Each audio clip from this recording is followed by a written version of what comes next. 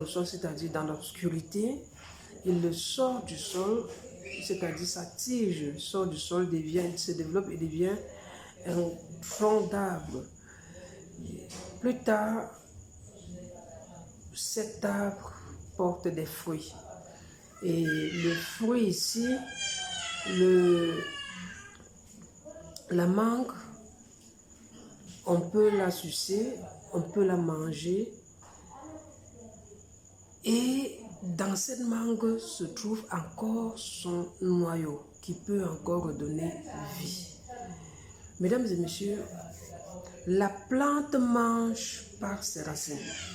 La bouche de la plante sont ses racines.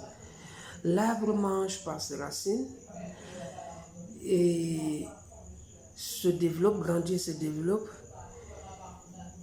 Pour que le tronc soit debout et solide, il doit tout simplement falloir que le tronc soit attaché à ses racines.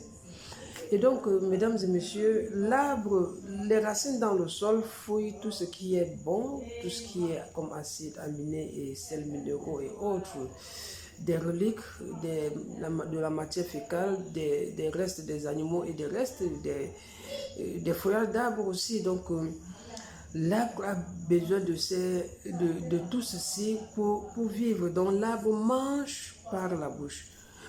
La bouche de l'arbre, c'est la racine, je voudrais dire. L'arbre mange par sa racine. Et maintenant, si vous détachez l'arbre de sa racine, il va mourir. Le noyau de la mangue ne peut pas nier l'existence. La mangue, je voudrais dire, ne peut pas nier l'existence du noyau. Le tronc ne peut pas nier l'existence du noyau parce qu'il fut d'abord planté un noyau qui a disparu. Le tronc ne voit pas son noyau qui a disparu. La racine même ne peut plus voir le noyau qui a disparu. Les feuillages ne peuvent plus voir le noyau qui a disparu. Et donc, c'est grâce à ce noyau que le reste s'est développé. Et à la fin, on constate toujours que le noyau se trouve dans le fruit. Le noyau se trouve dans le fruit. Et donc, mesdames et messieurs,